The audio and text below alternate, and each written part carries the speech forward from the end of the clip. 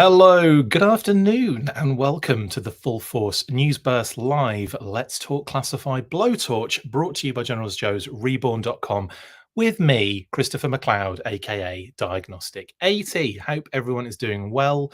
Only a few of you in the chat at the moment. That's cool. Hope everyone's doing well in the chat. Windblade, out of shelf space. Jamie Lynn Parks, indeed out of shelf space. Let's get stuck into it. But I should have waited then, shouldn't I, until I was ready to actually get stuck into it. But yeah, we are looking at Blowtorch, and this is a long time in coming. I know this has been like, I managed to churn the other ones out: Saw Viper, Frag Viper. Who else did we get done in pretty good time? We did a bunch of the kind of new name only reveals, and then I just hit Blowtorch, and I probably didn't realize how much history was involved. Honestly, I mean, it's funny when I know everything that we're going to be covering today. Like I know the figures that came out. I know the kind of the usage in other media and stuff like that. But it never really dawned on me that he was such a major character. It would appear and it's odd that some of them do hit you like that, where they're like C D level, and you're not really that aware necessarily of how prominent they are. And then you start looking back and digging into it, and you're like, actually, there's a lot here. And that's what we're going to have today with Blowtorch. Lots of kind of history to get stuck into. And even though there aren't a load of different versions of figures, he did get sneaky little releases, that weren't necessarily figures as such, or at least the action figures that we are talking about in this episode. Right. Let's get stuck into it then, as I always say, out of shelf space, and let's do this. We have got most of the day to do it, I think. We might need it because there's a lot to cover. Let's go.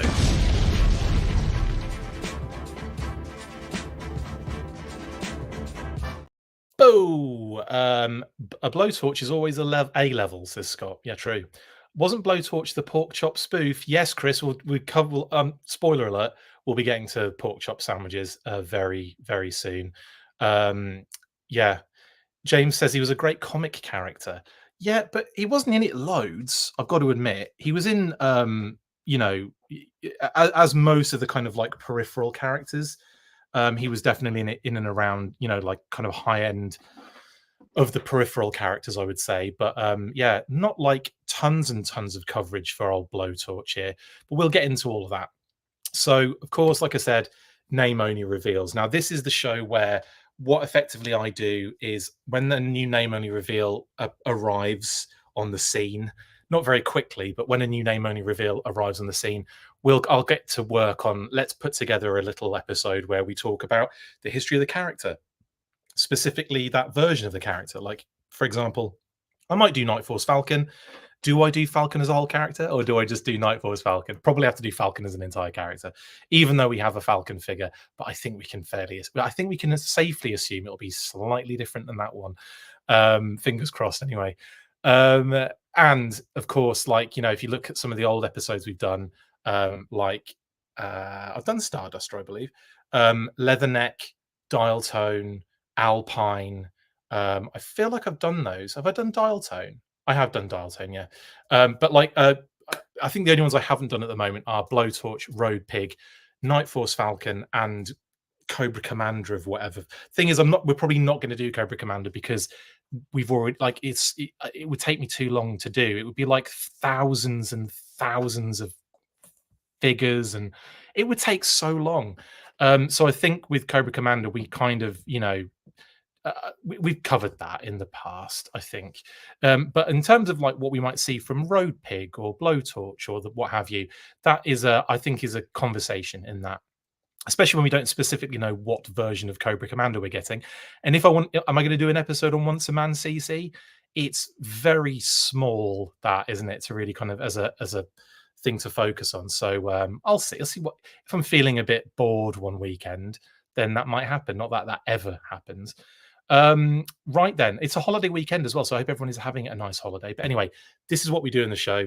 And then, of course, I'm highlighting today Blowtorch graphics. So with Blowtorch, we're going to be looking at the history of the character, his use in lots of other different media, other figures over the years. And once we've completed all of that, we'll talk about, discuss his Classified series figure, which is just around the corner, sort of. We do have a little bit of information about it, of course, but in terms of like what we might see from the figure, not a clue. And the fact that it is only a week to Yojo June, Scott, is one of the reasons why I've definitely tried to get this done in a good time, because I have a feeling we might be seeing what this guy looks like in some sort of render or something in the month of June. Anywho,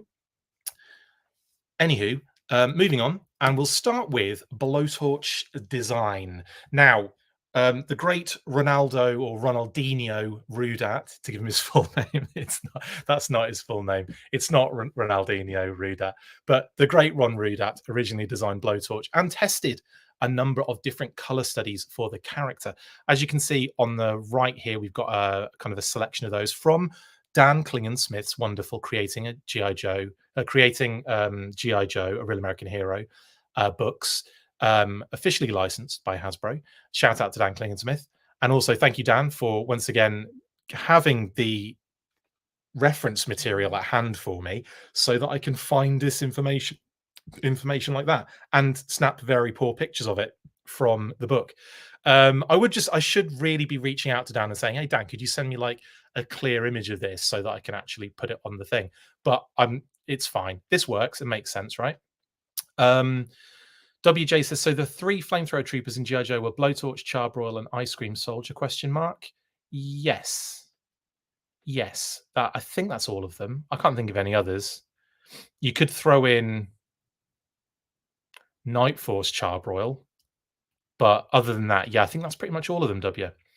I still want Blowtorch to come with sci-fi as a 2-pack called You'll Never Lose These Two in the Yard, says Jedi Ben. That's absolutely genius. Anyway, speaking of which, some of these color studies were interesting. As you can see on that particular page, we've got all sorts of different attempts, like grays and chromes and greens and all sorts going on in these color studies. Here's another section as well. There's a lot of these done. And one of them, I think it was on the previous page, but we'll see in a second. But one of those color studies did actually get to presentation art, and it was this one in the tan and green. So this actually reached the presentation art phase, this deco, the tan and green. And this particular piece of artwork was revealed to the community by Gary Goggles, who, rest in peace, who was Gary Goggles' head, who was prominent. I mean, it's a bit of an understatement to say prominent member of the G.I. Joe community back then. But in terms of like people that did amazing things for the fandom and for the community, and kind of like brought a lot of, a lot of the kind of like Joe Declassified stuff that you see a lot nowadays, like the stuff that's kind of like coming out from the workers at Hasbro who worked on this stuff, and like presentation art, design phase stuff, input sheets, all that kind of good stuff, all the way down to things like very minutiae detail production processes and manufacturing processes, whether it's paperwork, what have you. Obviously Gary did a lot for the community in kind of bringing that to the forefront and showing us this really cool stuff, and included in some of that stuff that Gary revealed was this piece of art, and that's mentioned in Dan's book as well, Gary by name as well, of course, in the in this particular article piece in the book. And as you can see, we got this tan and green or we could have got this tan and green version, but we didn't. Now, we did get a version of that figure later on, much later on in actual fact, but we'll get to that when we cover the figures. So from this, we move into Blowtorch version 1. Now, one of those color studies was yellow and red, and that is the color they ended up going with instead of the tan and green. Maybe at this stage, what was this, 84? Maybe at this point, they were looking at moving away from the green to to kind of make, I think at that point it was like, yes, we did the OG kind of crew, all the greens and everything, and the all black snake eyes, and as cooler they were and really well high selling and all that kind of stuff, Kirk and the rest of the marketing team, they wanted to grab kids' attention with the stuff that's on the shelves, and obviously bright red and yellow, bosh, does that to you. Now, he was packaged with a helmet, backpack, flamethrower, and gas mask. There are 3 variations of that first figure, actually. Well, there's the figure in question. He strikes quite a cool design, in my opinion. There's kind of like vibes of Centurions with the kind of like circular dealies on all the armor plating he's got on his body. And of course, that's something that the Centurions designs incorporated so that they could connect aspects to the legs and the arms and the chest and the back and so on and so forth. So that was why you had those ports on a Centurion. And it feels like Blowtorch. I'm not sure what came first. Centurions came afterwards, right? I think Centurions was maybe like a year or so after that. I'm just going to double check that because I can't remember off the top of my head when Centurions. We did a whole episode on Centurions, in actual fact, which you might be interested in. It's an audio podcast from back in the day, and it goes on for a while, but that's how we used to do it back then. And on that particular, in fact, if you just type in the Full Force podcast Centurions in you like Google, you'll probably find that audio post quite easily that way. And I can't remember, despite going through absolute, research on the level of like you've never seen it before. I've forgotten when it actually aired, but I believe it was like 87, was it? 86. So the Centurions may have taken a little cue from old Blowtorch here in his design rather than the other way around. Thank you, Scott. Thank you very much. Cheers. Anyway, so yes, this particular figure does have 3 variations. Not that, that's just another shot of Blowtorch, this time from the side. More dynamic, yeah? More dynamic. I would also mention as well, these are the variations that you're getting. You can see here visually, there's different hair colors. There's different kind of like applications of the paint on the face. There's different kind of hose configurations. And those hoses, it's like plastic. So it's not like a separate hose that you plug in now with, or even in the vintage era where we had like barbecue and airtight and those kind of hoses. No, this is like a kind of like a plastic kind of connector that goes to the backpack, but you just hope you don't bend it, bust it, mess it up. In any case, different variations of those particular flamethrowers, as you can see. Plus, the helmet also comes in a slight variation with with a hole in it. McMurphy says Joe's before hose. That's absolutely perfect. He's got hoses in different area codes, is Pastor. Yes, he does. Pastor Pro says the fire is going to give away your position anyway. Might as well go bold. I like that. Yes, that's a good point, actually, Scott. I was just about to talk about this. He says, odd that the Joes have 2 flamethrower troops because because it had been banned at that point. Yes, I think like Geneva Convention sorted that out shortly after. Honestly, it was probably not. It couldn't have been too long after Vietnam, right? Because I think they were using them in Vietnam. Maybe it was Vietnam that ended up, stopping the use of them. Maybe I could be wrong on that one. I would have checked, but I didn't think about checking for that. Didn't think we'd get into that kind of detail. But if you guys in the comments want to correct me if you find out, and then go ahead and I will mention it, of course. In actual fact, so like I said, yeah, 3 variations of that figure, multiple variations of the kind of hose aspect of the flamethrower, and a variation in the helmet. As you can see on the bottom right, you can see the one's got the hole in it compared to the one that doesn't. I wonder, will he deluxe like Tripwire? Well, Mike, we know he's one of the regular retail figures. We know that, so he won't be a deluxe. But he might have a decent amount of accessories because you can still have a decent amount of accessories for a retail Wave of 4 figure. Look at Doc. Look at who else have we had that's been absolutely stacked? Loads of them. Recently, Quick Kick had loads. Techno Viper has loads. So I think he can definitely come with a decent amount of gear, and we will cover that towards the end when we get through the history. So here is Blowtorch's file card. Now I'm going to say this a certain way and see if anyone notices why I'm saying it this way. Hanrahan Timothy P. Code name Blowtorch. Why have I said it like that, I wonder? That's because that is burned into my brain, and we will cover why a little bit later on. Infantry special weapons is his primary military specialty, and small arms armorer is his secondary. Birthplace of Tampa, Florida. I love the fact that a character like Blowtorch, who is known for bringing the heat basically with a flamethrower, comes from Florida, because obviously that is hotter than it's wet hot. So yes, extraordinarily good shout in where he's from there. Grade E4. Blowtorch is thoroughly familiar with all military incendiary devices and flame projection equipment. To Blowtorch, the use of fire in warfare is a science that predates the bow and arrow. Qualified expert, M7 flamethrower, M16, M19 11A1 auto pistol. Blowtorch can't sleep unless he's near a smoke detector, cigarette smoke drives, and bananas. Or bananas, as you guys say. He always sits near the exit in movie theatres and refuses to live anywhere where he can't safely jump out the windows. This is not irrational to him. These are actions based on intimate knowledge. I like that. Going the kind of the way of like a very careful, knows the dangers. And that's why he's a Joe flamethrower and not a Cobra one, in my opinion.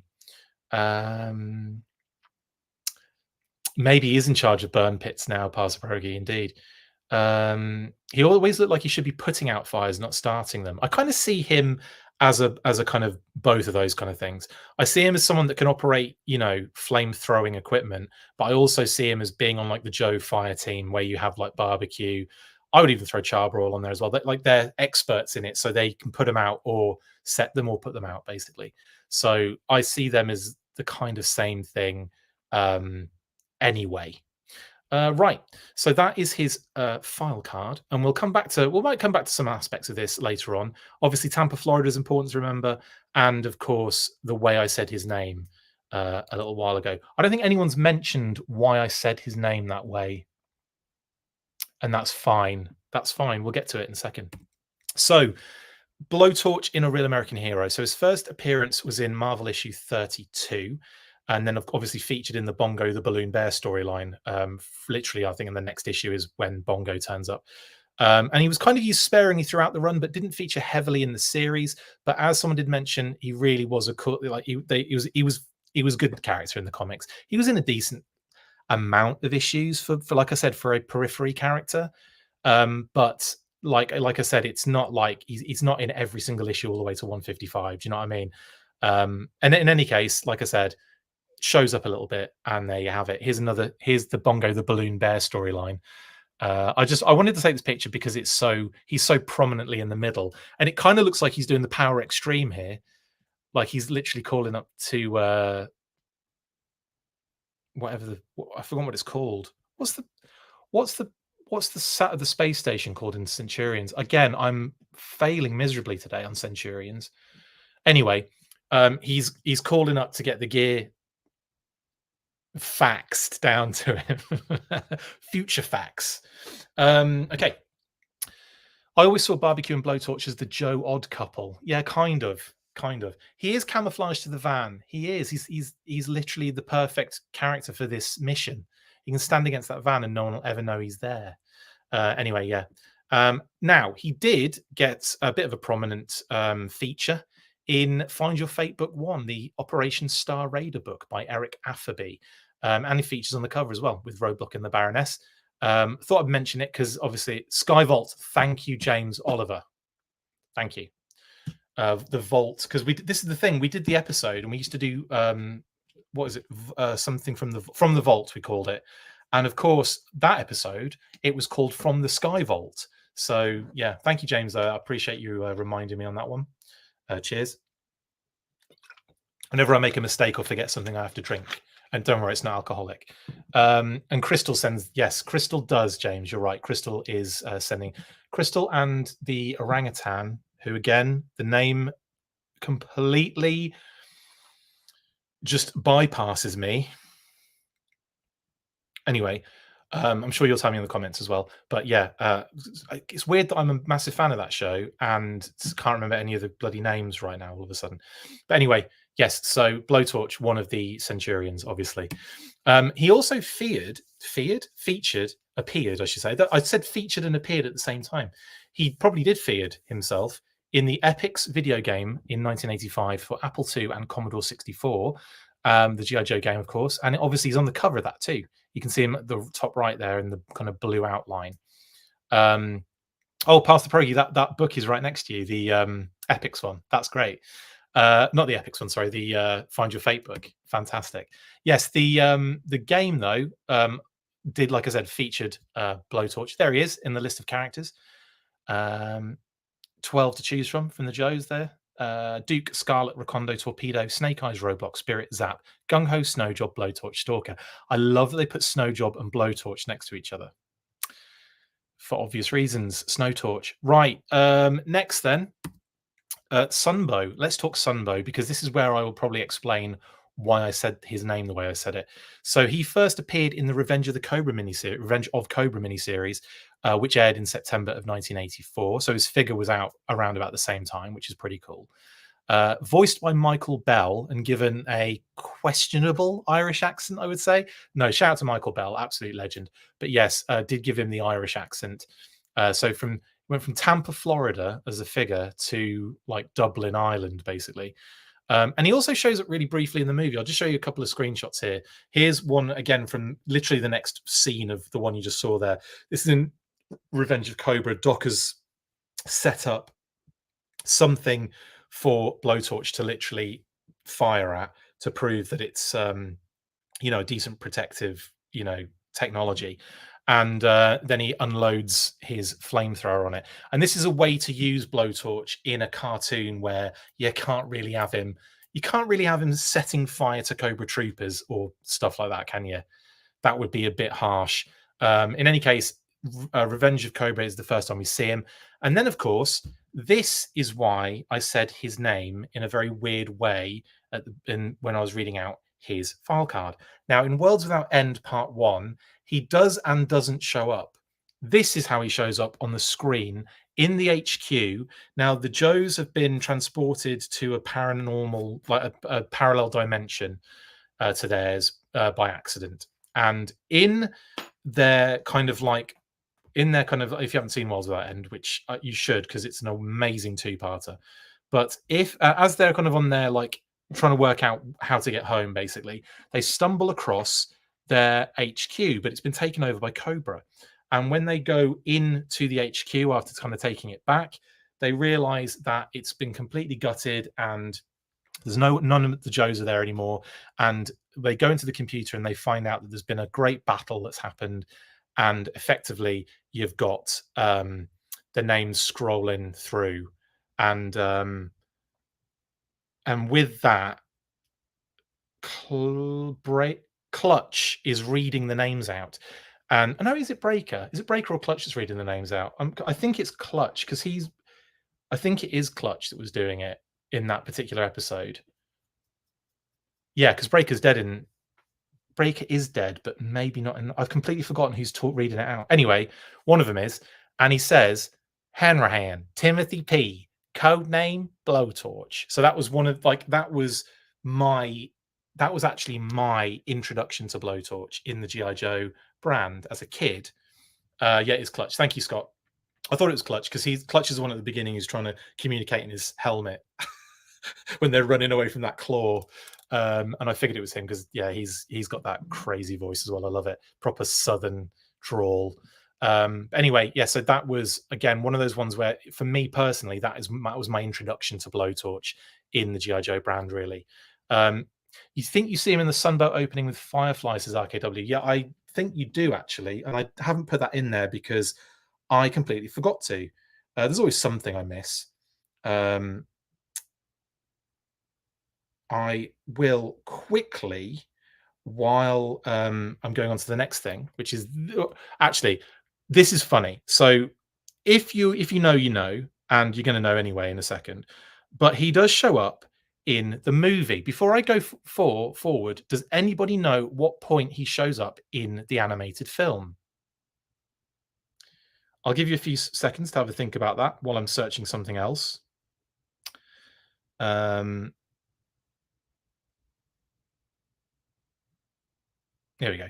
Am I the only one who thinks Clutch? So sorry, am I the only one who thinks Blowtorch is going to look awesome next to other classified figures with his awesome yellow and red goodness? Hell yeah, Whiskey Tango Factory. He's going to look great. He's going to look amazing, in my opinion. So anyone want to hazard a guess as to where he's seen in the film?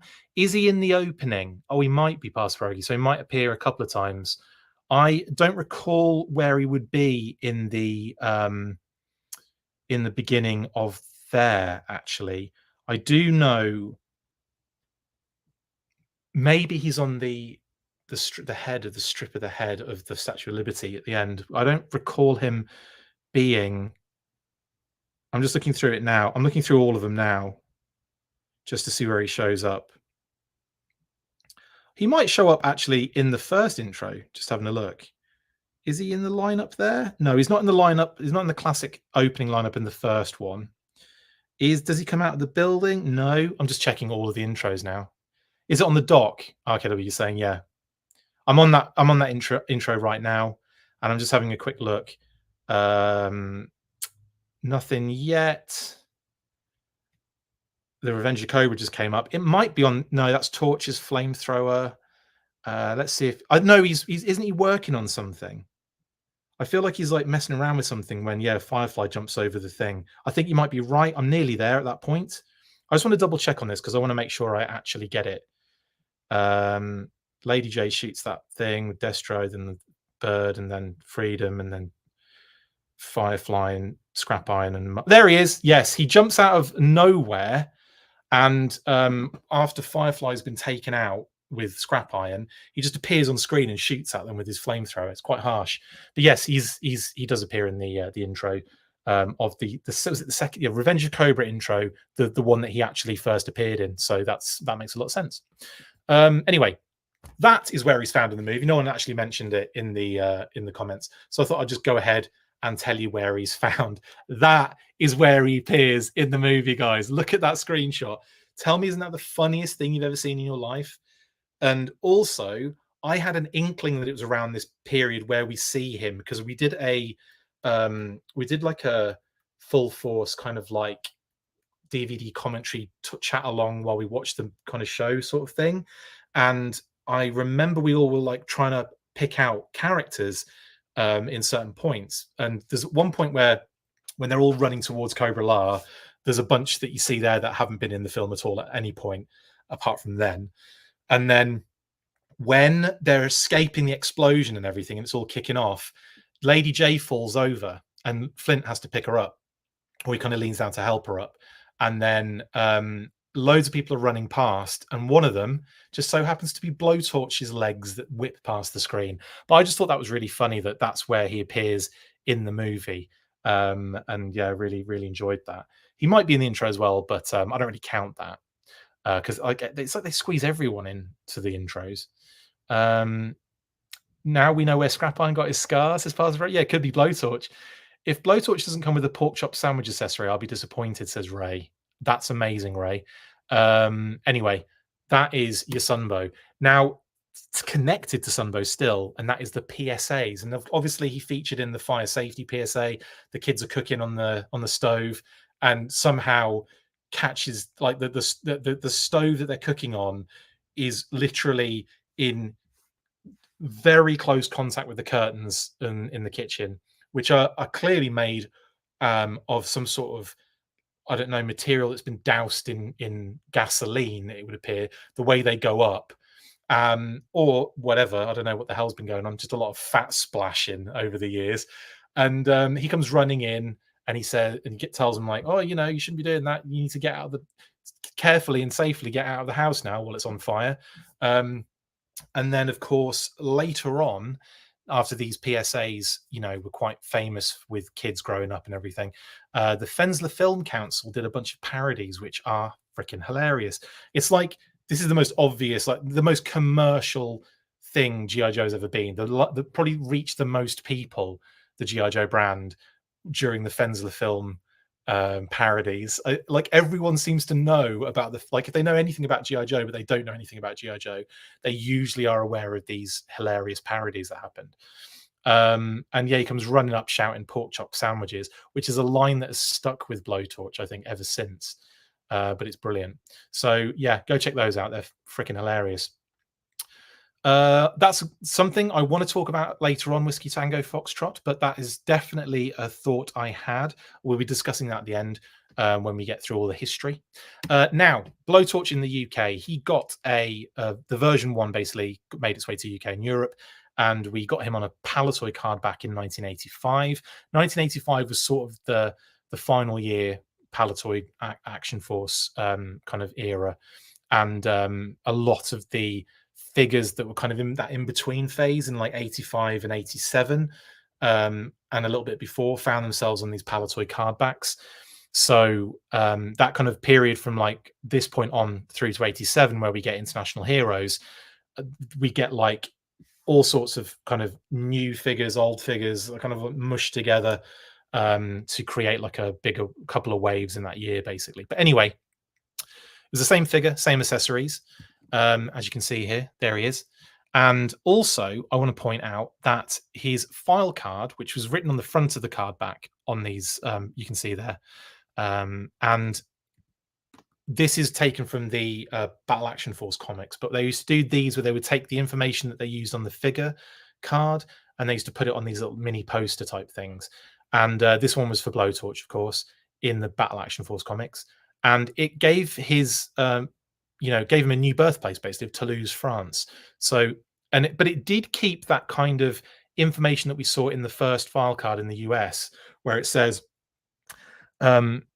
knows all there is to know about flame projection and incendiary devices. He has seen the damage fire can do and is scared by it. He's has to sleep near a smoke detector. So they've kind of like summarized the information in his US file card and kind of put it into that much smaller paragraph. But that's what we get with Blowtorch. We don't get a lot more information about the character, but he does show up in the Battle Action Force comics.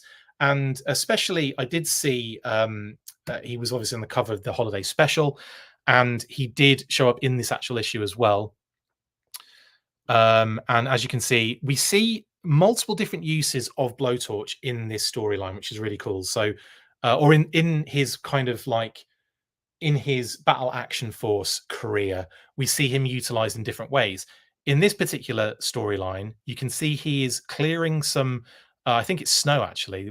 Basically, the Sky Striker has crashed, and they need to clear the crap around it to actually check on it, basically to see if Scarlet's still alive. Anyway, he obviously is utilized to clear the area, and he does with his flamethrower.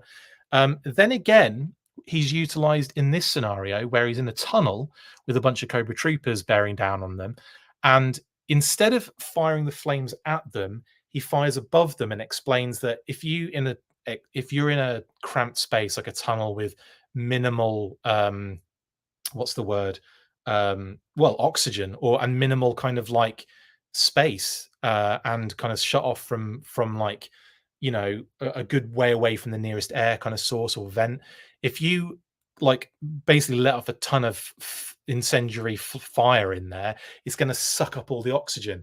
And he kind of does that to kind of give them the opportunity to take control of these Cobra Troopers who obviously are struggling to breathe for a short period of time.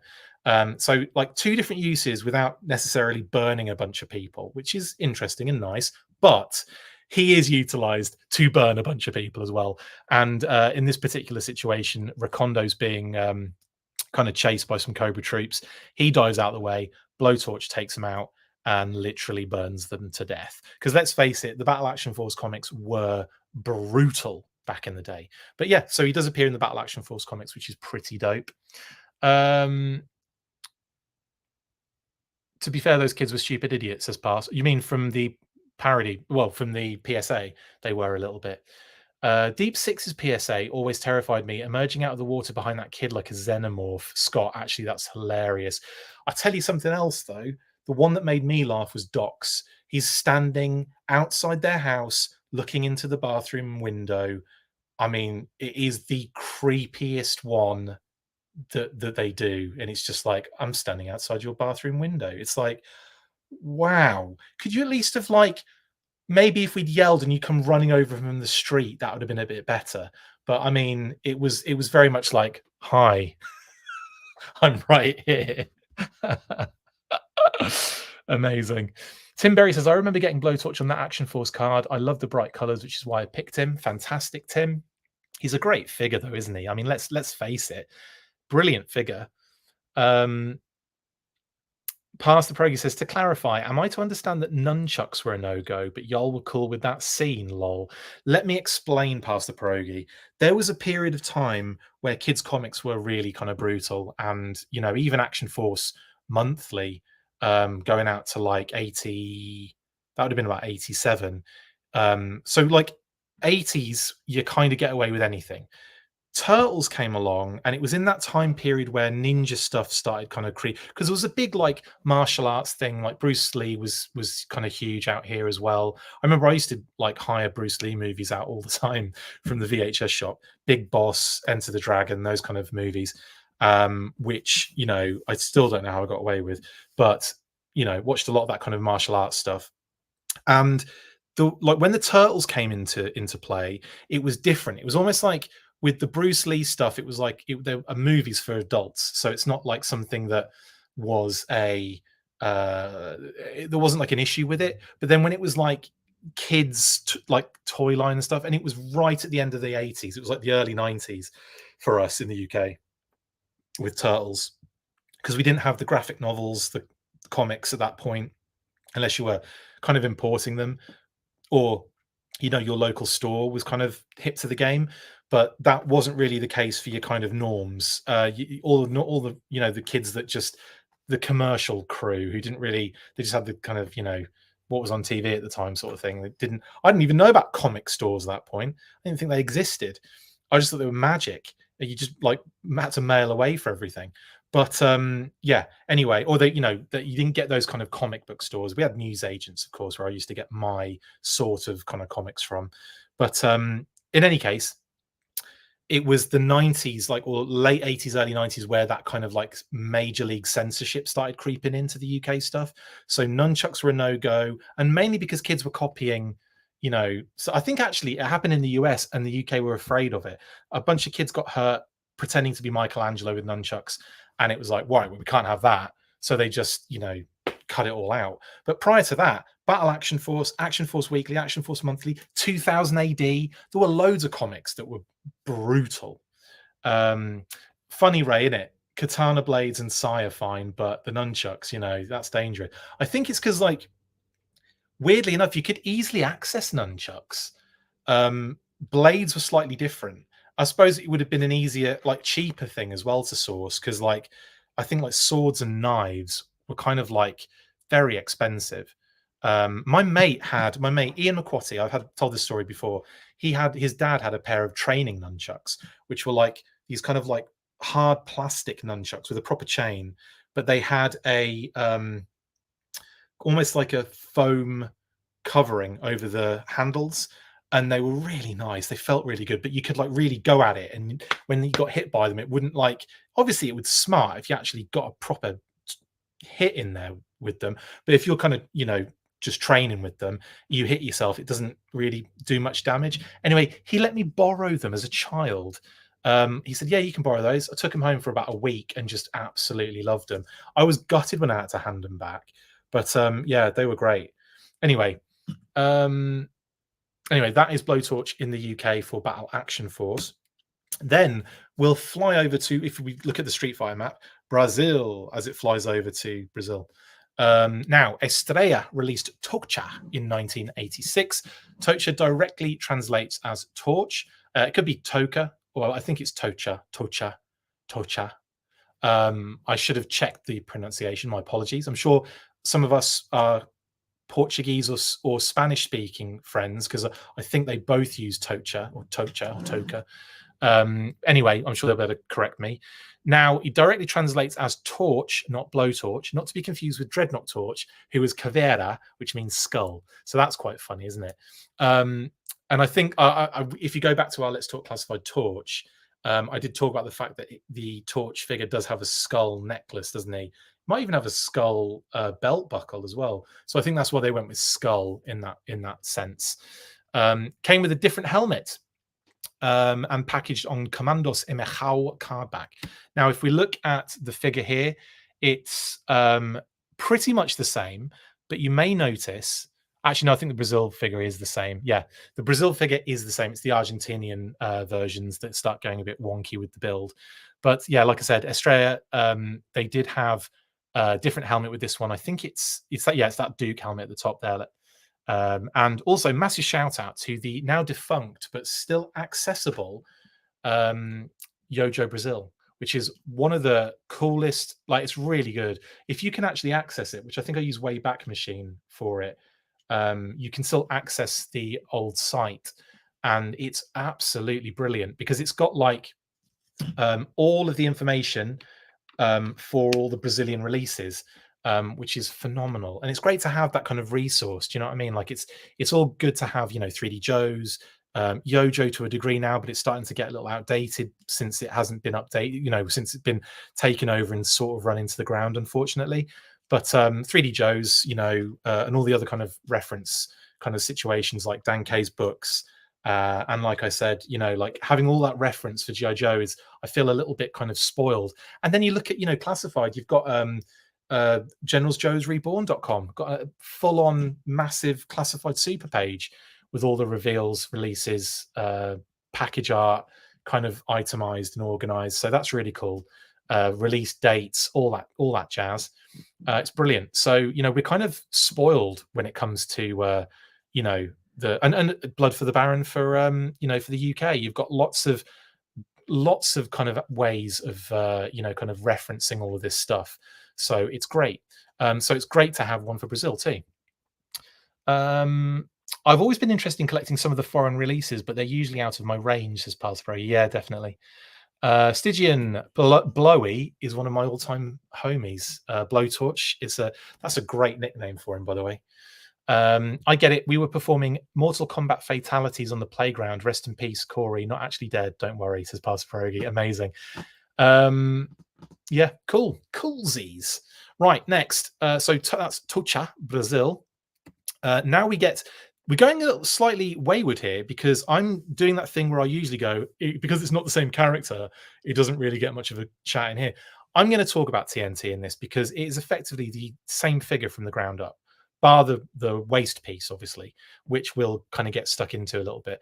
But TNT was a release by Plastorama in 1986. So if we're going through the kind of Blowtorch sort of like history in timeline as well, Tocha comes out in Brazil first. Well, version 1 in the US, UK Power Toy 85, Brazil 86. Then Plastorama released TNT in 1986. Now, he reused all but the waist piece, as I just mentioned, Doc and Duke, obviously, waist piece, and was given a yellow, blue, and silver deco. Different character. This particular character is a bomb disposal and not a flamethrower kind of expert. So, but again, the whole figure pretty much is Blowtorch, which is still really, really fun. I kind of like that vibe of TNT, and the deco is so different that it kind of like, I don't know, just has like a nice. I know it's something really nice about it. Plus, I love the fact that it was also redone later on, which we'll get to in a moment. Now, of course, Argentina also released this the following year, Antorcha, which again translates directly to torch. Also, maybe I was wrong. Maybe Spanish is Antorcha. Yeah, that's right. Spanish is Antorcha, and Portuguese is Tocha. So there is a difference there. My fault. And this one was the same build as TNT. So it's the same. It's Blowtorch, but with that Doc waist piece again.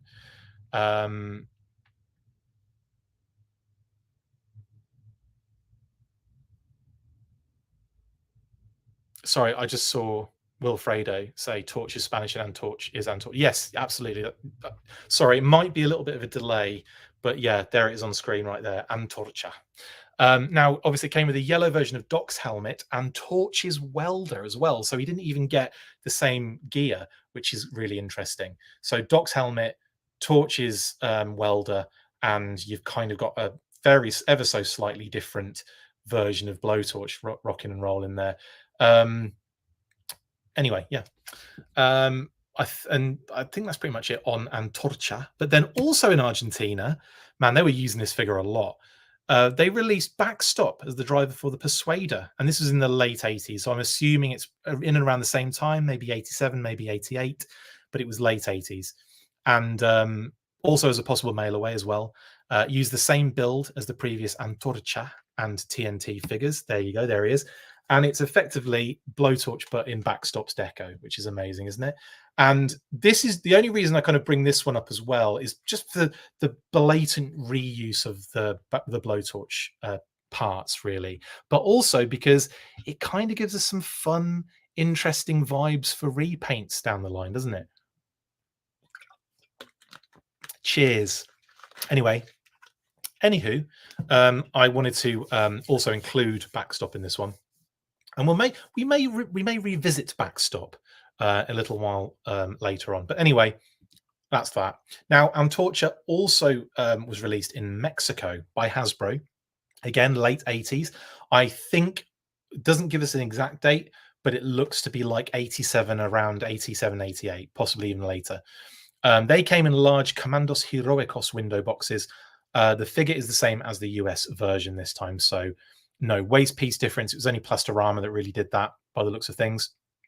But interesting nonetheless, for the, for any of you that are kind of looking at specific figures or trying to identify what version you have, it is a possibility that a cheeky Mexican version of Blowtorch kind of has got into kind of lots and collections over the years that have been bought and sold down the road, and you might have one and you're looking at it and going, how do I know which one it is? I can't tell you. And I wonder if probably Joe Declassified has maybe covered more details about the differences between each one, especially in terms of deco, the stamp that you get on the actual figure, when you get, like, where it's made and so on and so forth. There might be a lot more kind of clues as to what version that you may have. And then we finally get another version of Blowtorch, technically, in 2002. Now, this is an interesting one, right? This is the second version of Blowtorch, technically, in the G.I. Joe versus Cobra line. New design, different hair color, made in blonde this time. And he came packaged with Snow Serpent version 5. I think this is homaging the unreleased deco scheme that Ron Rudat had tested in his color studies back before the first version was released.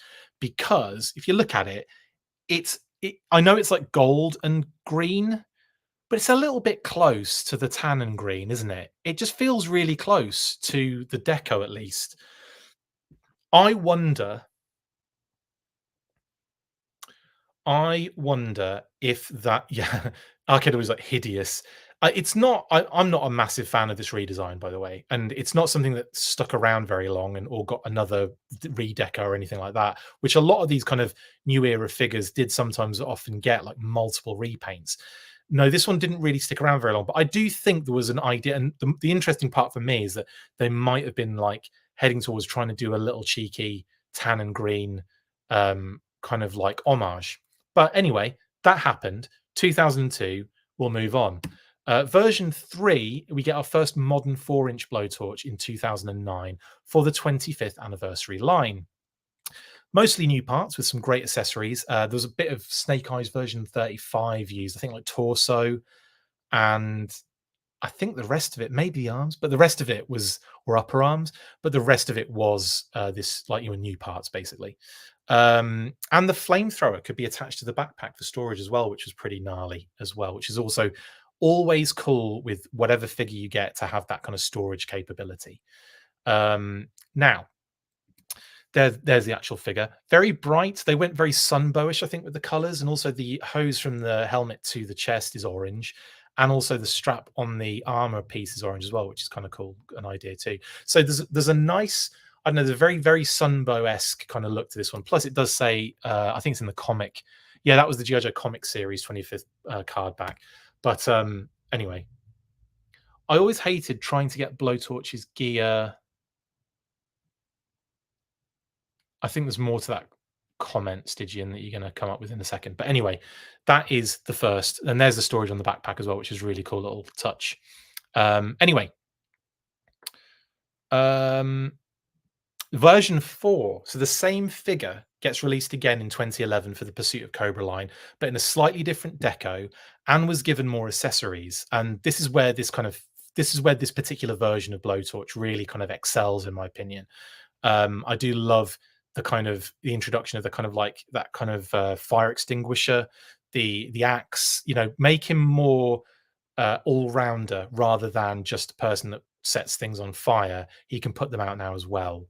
But yeah, the figure also saw release in 20. Well, there. Hang on, let me just show you an image of it. There he is. I think this is I think this is my favorite of all of the version 1 homages, or not homages, but the version 1 deco.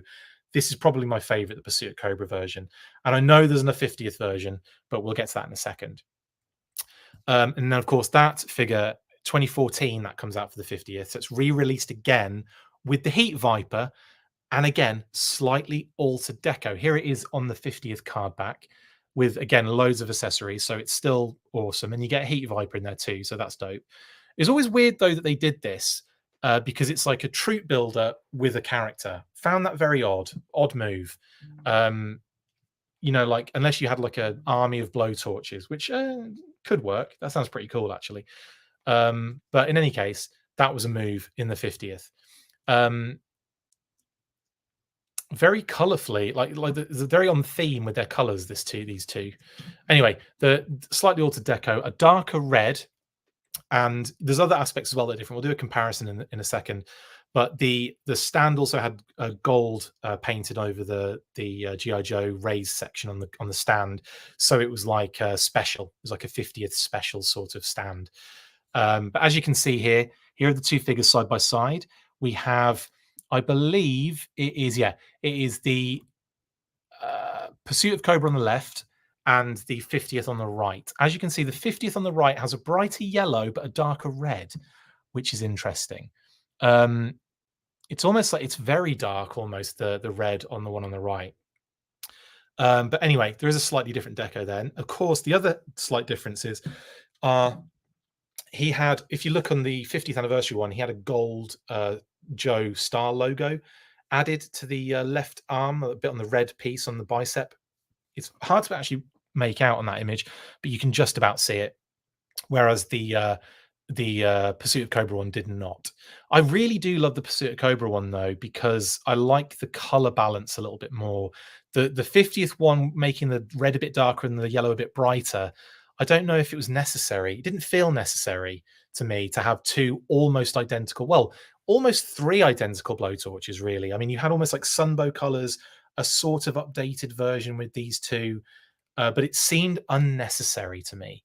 I feel like they should have brought the next blowtorch out with that 2-pack, and that is version 5. Oh no, I've got ahead of myself. It's Theodore N. Thomas version 1 first, which is an homage to TNT, of course. So in 2013, because obviously this is between the two releases of the previous figure, the G.I. Joe Collectors Club released Theodore N. Thomas as an homage to the original Argentinian TNT from 1986. He was made available in the FSS Series 1.0. Same figure build as Blowtorch version 3 and the subsequent versions of the character. I brought, again, I'm putting him in here because I want to talk repaints in a little while as well. So there he is. And again, I think it came out beautifully, the FSS version. What an absolute winner this is, in my opinion. Just really love the color. I really love the homage. And the fact that we've got another character out of it is great. Anyway, that is TNT version 2 or Theodore N. Thomas version 1, however you want to say it. So we also get in 2013 Blowtorch Creo minifigure based on his classic version 1 design and deco, removable helmet and mask. There you go. Not really much else to really go into there, but there he is. You get a little Creo, which is adorable. We also had version 5. Now, this is what I was talking about before. I think they should have done the tan and green kind of homage deco for the 50th anniversary, which they have here, but for the 50th anniversary with the Heat Viper. I don't see why they bothered doing another blowtorch in a very similar deco, but at least we finally got this one, which is the one I think most of the fans at the time were clamoring for and wanted. So at least we got what we wanted at the end of the day, which is great. So 2015, this was a much more significant repaint, obviously homaging the Ron Rudat tan and green color study that we discussed earlier, and packaged with Crocmaster version 5 in the 50th anniversary line. And that Crocmaster, even though it doesn't say Python Patrol on it, it 100% is hinting at that he's in that sub team. And it was based, I believe, on a custom as well. I want to say the Crocmaster one. I think it was almost like a fan two-pack almost. Do you know what I mean? Like, because like Gary had revealed that artwork at some point in the brand's history, and and that was the fact that we got, this one in this particular set, and then the fact that someone had done a really awesome custom of a Python Patrol Crocmaster, and that made it into the yeah, that made it into the 50th as well line as well. So it's interesting that both those figures ended up together. I think that's quite telling and quite nice. Josh F says I might buy him. Not sure. Who am I kidding? I love all the releases. Same, Josh. I don't even go through that kind of justification, not justification, but that process of I might get them. I'm never feeling. I'm always like, yeah, they will be mine eventually, no matter what the case may be. So Tiger Force Blowtorch and Python Patrol Crocmaster, says Scott. Could you imagine? Put some tiger stripes on that deco. In fact, put some tiger stripes on the yellow and red would make sense, wouldn't it? Pedro says the recolor of pets always bothered me. I get that to a degree, but what I will say about Crocmaster is that I think variety is actually quite cool because it's not always the same pet, especially with like someone who is a croc trainer. It's more about the fact that he has lots and lots of crocodiles. It's not like he has one specific crocodile that is the only one that he works with. Like, he works with multiple. So the fact that you can have different color crocodiles is actually a bonus, in my opinion, and kind of makes for a very nice varied army build for, like, Fionas or whatever you want to call your crocs out there. Now, the other thing I will say though to that is that I like the fact that already we're seeing a redecoed, or we're seeing a different character included with that spirit figure. If you've been hiding under a rock and haven't seen that leak of the Mad Marauder spirit, they have made, instead of it being Freedom, they've changed the bird deco wise, maybe even tooling. I don't know. There might be some new elements to her, but it's Neol, which is of the wind, I believe. And that is really cool to me. It's like, yes, they've changed the deco, but they've changed the actual character as well, which is great. So there's multiple different birds. And also, but I mean, we've had Timber with different colors, haven't we? And the fact that it's always Timber is a bit funny because it's like, well, just dyeing your dog all the time. And Max being a Night Force black as well is also really funny. I think if we get Spearhead and Max and we get a Night Force version of the two, I really hope that they do a different character for Max and call it Sam. And I think that would be great. You'd have Sam and Max with Spearhead, two different colored cats as well, bobcats. It'd be brilliant.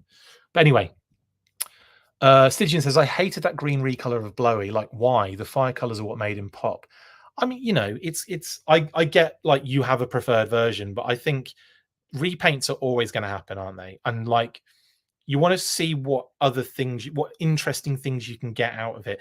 And obviously there's a group of people that want that kind of more military color, more kind of like, tying it into that kind of OG sort of vibe.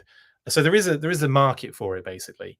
So I think if there is a market for it, I think they should do it. Personally, I'm more the merrier, me, most of the time. But and again, I'll have preferences of what version I prefer. At the moment, I think I prefer my Crimson Twins than I do my Crimson Twins. What? The actual Crimson Strike Team Crimson Twins, the red. I like their versions very much over the kind of the standard version decos. And I wasn't a fan necessarily of the 4-inch Crimson Strike Team Twins, honestly, but for some reason I think it just weirdly works in Classified. I suppose because you've got these little like subgroups that start to grow, and the more like you can add to it, the more it feels significant and worth it. Yeah. Anyway, that's by the by. There he is in his green and tan. I must say, I think this would be really cool for another version of Blowtorch, and obviously it gives them a nice precedent to work with to get another version of Blowtorch out. Now we know that this Blowtorch is going to be, I'll talk about that later, but it's going to be a standard retail wave of 4 figure.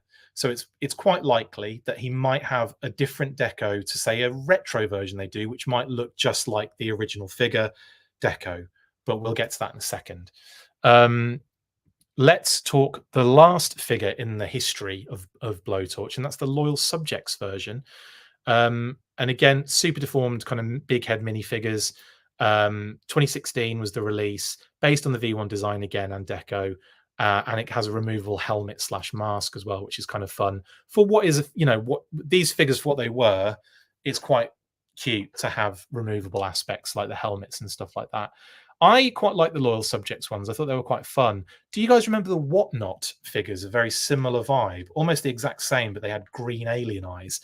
And then when there was a big fan reaction to them being weird and not liking the eyes, they changed the designs, but they never, I don't think they actually ever came out. I think the only like a very small amount snuck out. I've seen them on things like I think I've seen them on eBay. The full set goes for quite a lot of money now. The Whatnot, the first lot of Whatnot figures basically go for an absolute fortune, I think, because they didn't really make it out properly. But anyway, yeah, Whatnot toys, that was a weird time for the brand, I've got to admit. But the Loyal Subjects ones, I was a bit sad they didn't kind of keep going. But the problem is, I think they were just a bit too expensive per figure. They were like $12.99 per blind box, I think. And I don't think you knew exactly what you were getting unless you got the whole PDQ of them, obviously. TK Storm says that Crimson 3-pack is amazing. Everything about it. Hasbro's current discount makes it a must get. Was it $41 now and something on Hasbro Pulse? Crazy pants. And yeah, it's absolutely beautiful. It's right. This is the box is stunning. This is the sleeve, and then the sleeve comes out, and it's like the same inside, but you've got a magnetic clip on the top.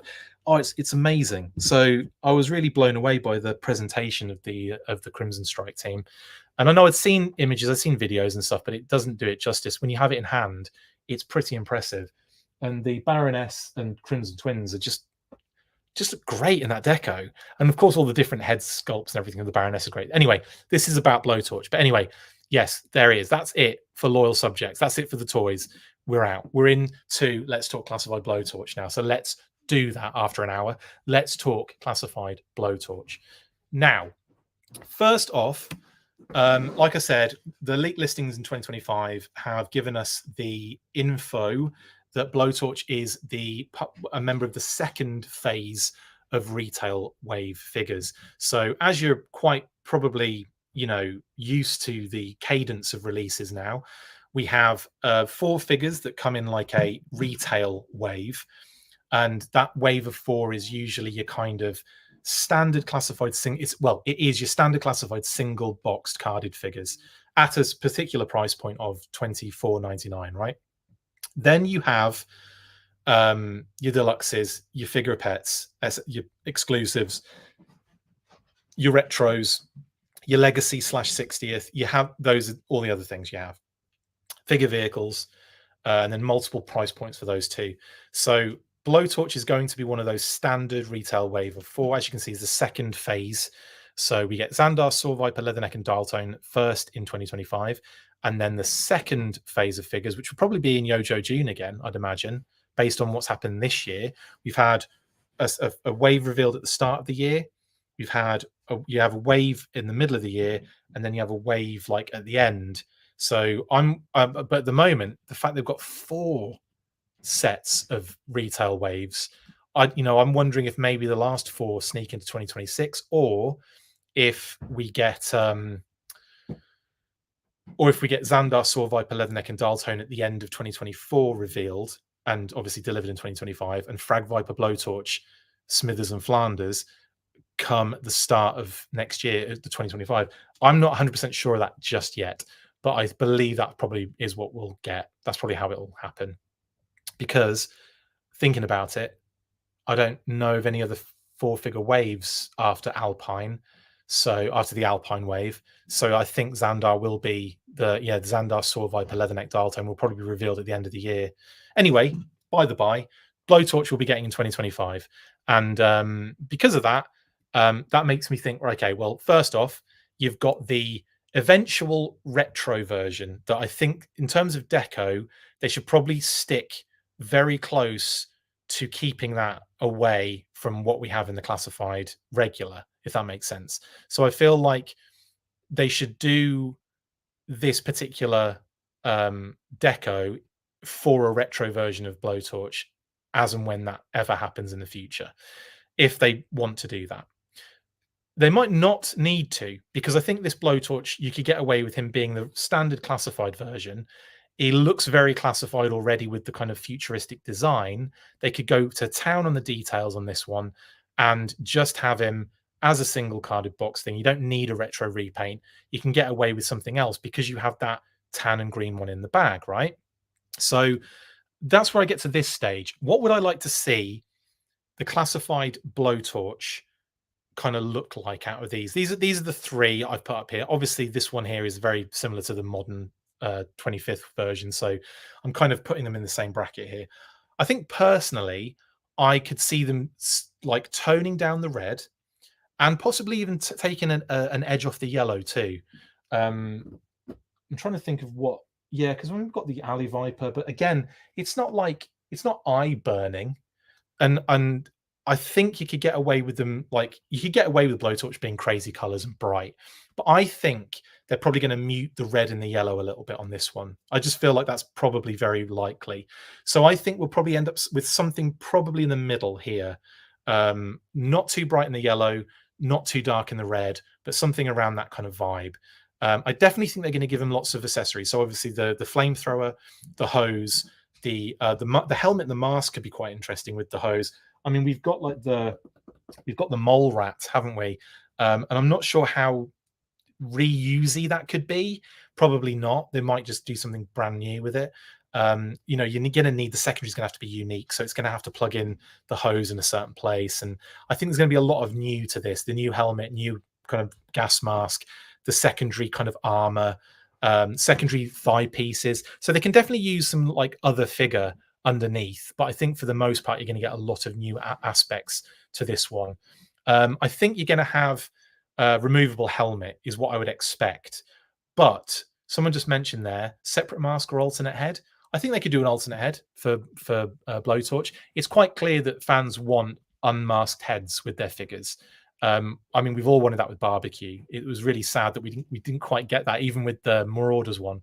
So it's nice that we are getting that even with the standard retail figures. Quick Kick's got two heads. Loads of them do that are on standard cards now. But so I could definitely see them, you know, coming with a Blowtorch unmasked head. And but I think a removable helmet would be really cool as well. And I think there's something fun about that as well. But again, don't know, not sure. I think if they want to keep some of the parts down, it's whatever's cheapest, I guess, in that mode, because you want to also pack him out with some gear. The flamethrower needs to be quite unique. That's going to be cool, unless they use kind of like a retool maybe of torches. But again, torches has got that kind of skull on it, so you can't really use that version. So maybe a retool of that somehow, or they just do something new. Whatever's makes the most sense there, I guess. Obviously, you got like a rifle as well in the Pursuit of Cobra, but I mean, yeah, like go for it. Pistol, I think, is necessary, because on the modern 4-inch figure, we didn't get a pistol in a holster or anything like that, but he does actually have one on his right thigh in the vintage figure. So I think that would be a nice thing to kind of rectify, to give us like a removable pistol in a holster on his right thigh. Definitely clear goggles would be wicked. Yeah, Wilfredo, I think clear goggles would be amazing. Yeah, kind of clear goggles, mask, and goggles attachment maybe, that maybe can detach off the helmet, so you can have the helmet as it is, or you can attach the mask to the face as well and have the two at the same time. I think that would be wicked, and that would make for a really cool and fun figure. Obviously, the backpack's going to be unique, and that would be really cool as well. And then you've got, I would throw in an axe and a fire extinguisher. I don't necessarily think he needs mines as such, but I think throw in some of the fire, maybe give him one of Barbecue's axes. I don't think that's like beyond the realms of ridiculousness. I think that's totally cool. Then also just tie the figures in to a theme, shopping from the same axe specialist. And I know and Barbecue's got 2 axes, so he can spare some. But anyway, yeah, that's what I'm kind of thinking for regular Blowtorch. I would give him a decent amount of accessories, focus the kind of majority of that kind of stuff on that figure in the wave.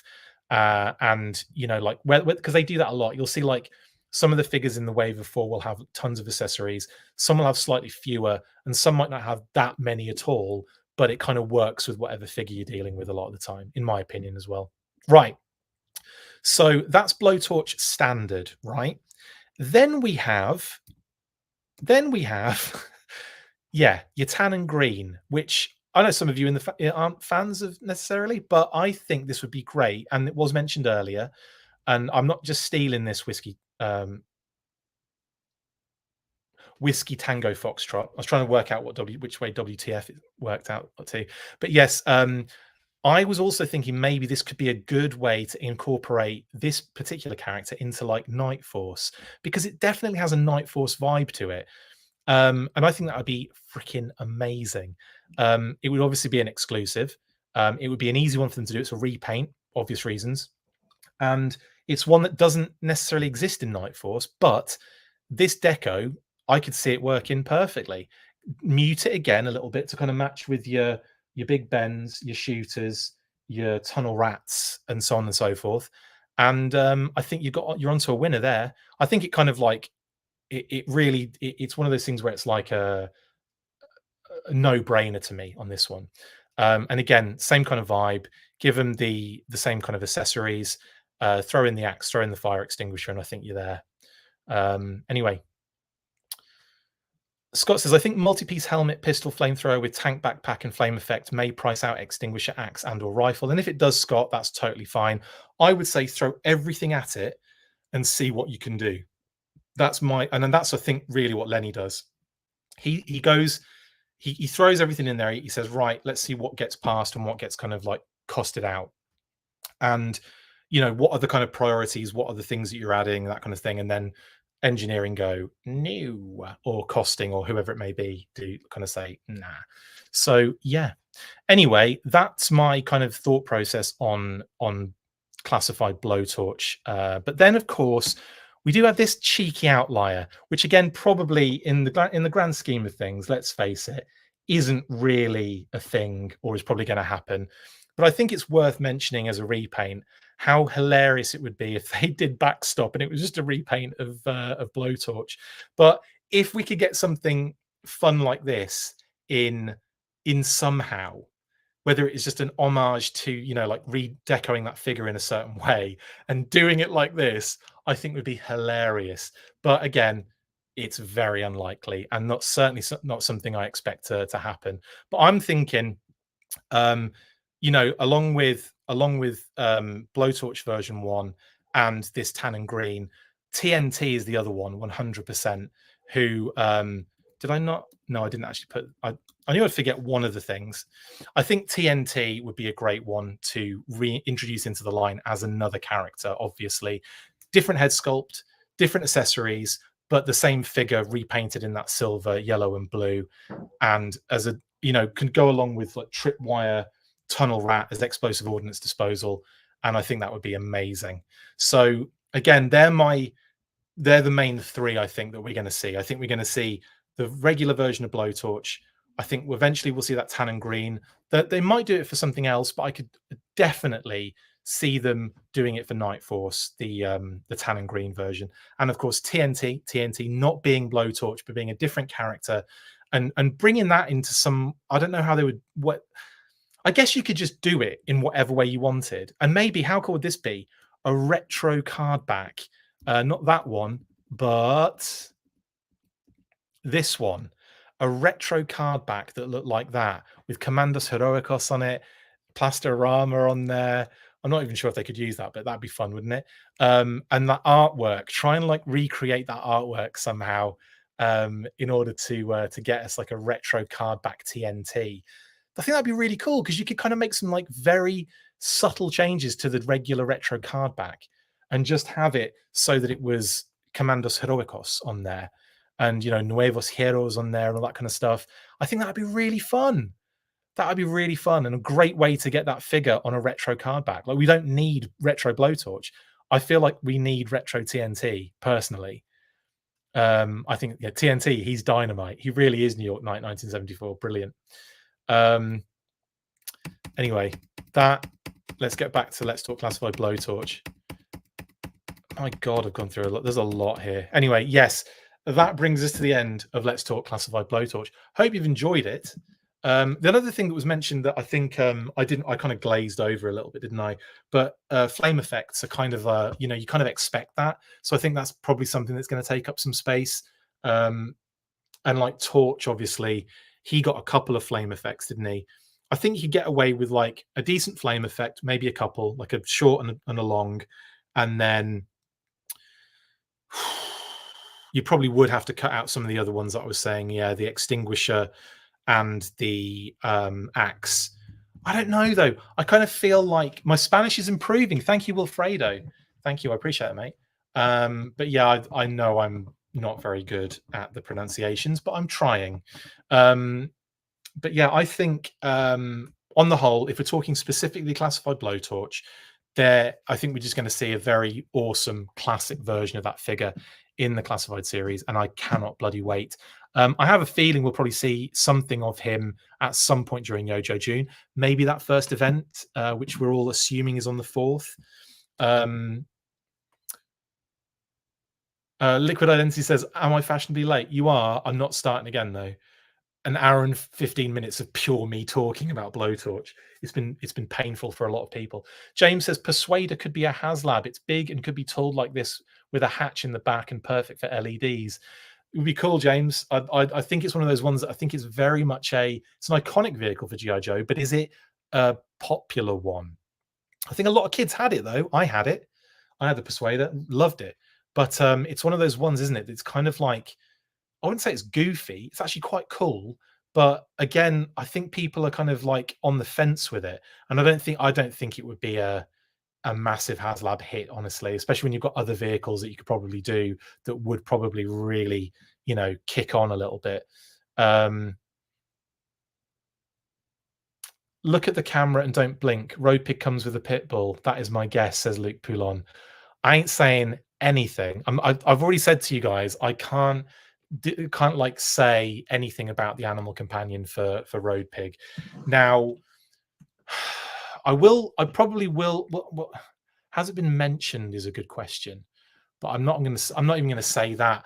I'm not even going to say that it's been mentioned in any of the news bursts in the comments or anything. But I think you'll be pleasantly, like, I think you'll be happy with what they've ended up doing, and we'll probably find out in Yojo June as well. So I'm not going to look at the camera, and I'm not doing the blinky thing, Luke, for any of that. But anyway, that is it for Let's Talk Classified Blowtorch. Hope you've had fun. I will be back with Let's Talk Classified Road Pig, where I can't talk about the animal companion either. And I think I should be able to get that prepared and ready this week, in actual fact. So who knows? Maybe I'll be able to do some work tonight on it and get it done tomorrow. I doubt that, but that would be a perfect world. So we'll see. But thank you for joining me for this episode. I'm just going to transition to my full face screen, and we'll maybe do a last couple of questions if anyone has any. Okay.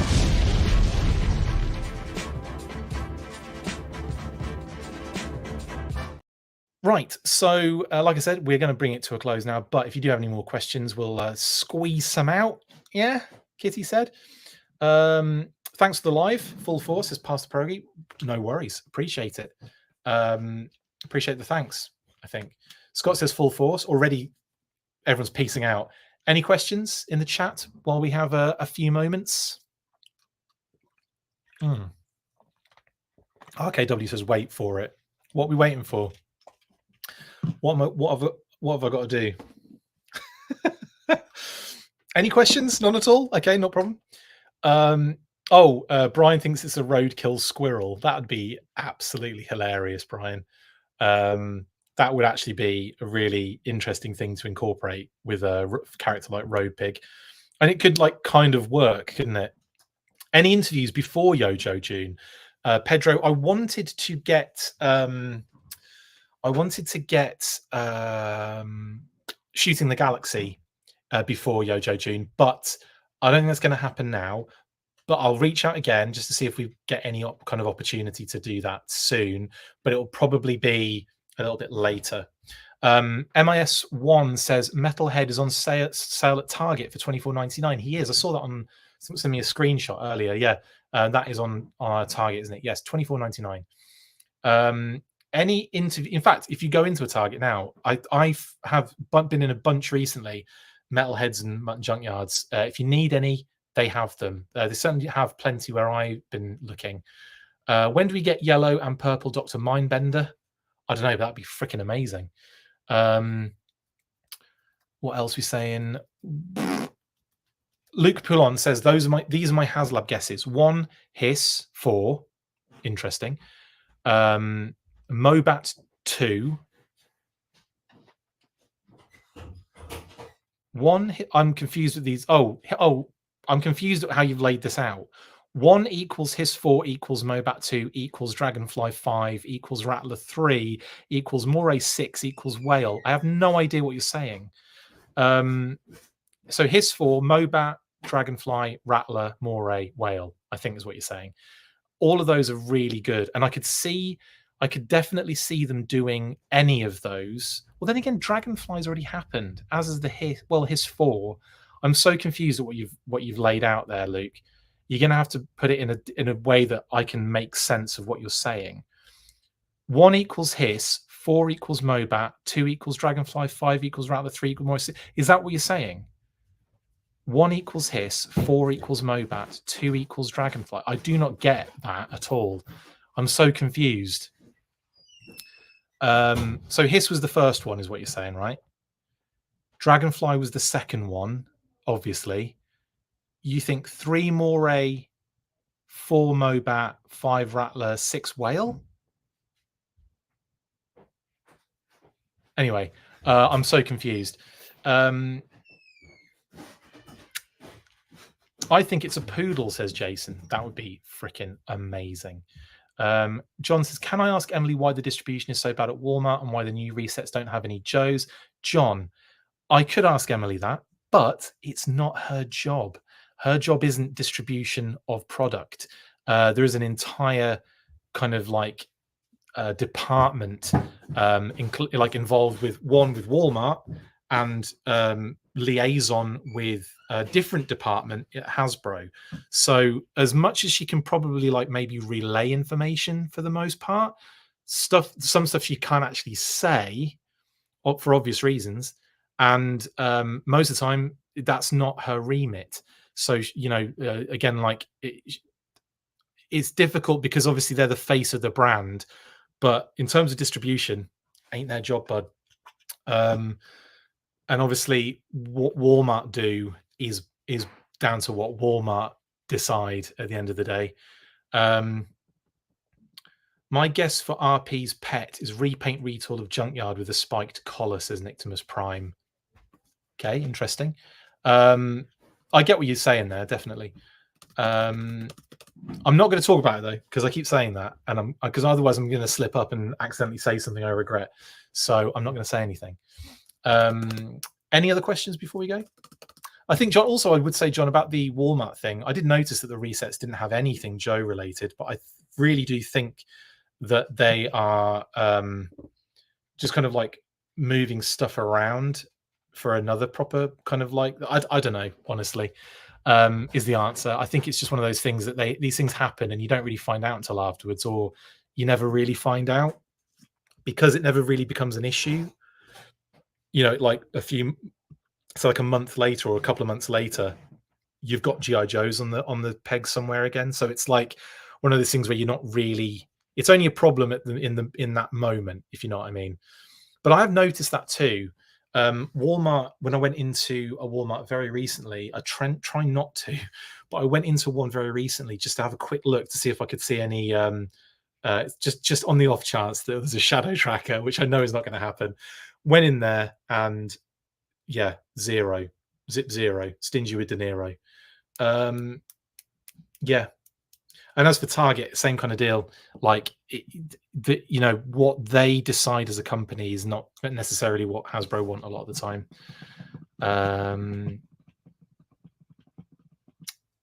X Factor 17, glad to have caught you live, even if it was only at the end. It looks like I'll rewind and catch up on everything I missed. Cool. We did a Let's Talk Classified Blowtorch, so you can enjoy all of the history of Blowtorch, and then a little bit about what I think we might see in the classified version.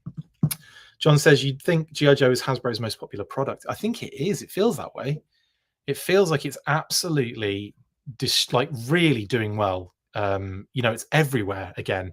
And the brand's it's like sneakily getting everywhere. Like, the little media tentacles are like starting to grow a little bit. And it's amazing what the line has done for that. Like, the classified series has really ramped up interest in the brand to a dramatically high level. And I'm cool with it. Anyway, we're going to bring it to a close there. Thank you very much, guys, for joining me for Let's Talk Classified Blowtorch. Like I said, I will be back with Let's Talk Classified Road Pig. I don't know when that's going to happen. I'm hoping before Yojo June, for obvious reasons, because I feel like we're going to get a reveal at some point, whether it would be it will probably be a digital render. But either way, I want to try and get them done ASAP Rocky. And of course, we've got a whole week's worth of possible news to report on. I wouldn't be surprised if this week we got the official announcement from Hasbro regarding a live event for G.I. Joe, or like some sort of lead up to Yojo June, sort of kind of like video, something. Maybe even, I think we'll get Dragonfly updates in the month. But either way, it's going to be a crazy month next month. So if this week is a chill one, then great. It's just the calm before the storm, isn't it? I will see you on the next one. Like I said, stay fresh, cheese bags. And as always, after 3, 1, 2, 3, full force. Laters. That's it for this installment of the Full Force News Burst. Make sure to like, comment and subscribe. See you next time, and as always, full force.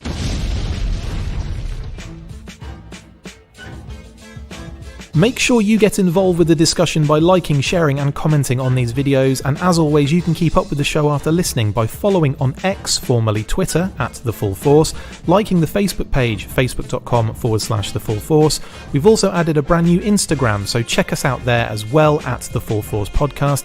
And if you would like to contact the show, you can message us on any of those platforms with feedback and questions. We also have a Patreon page, so if you want to show your support for the show, see your name up in lights on these videos, or enjoy exclusive bonus content, then check out patreon.com/TheFullForce Podcast, or click on the link on any of the posts this podcast appears in. Full Force.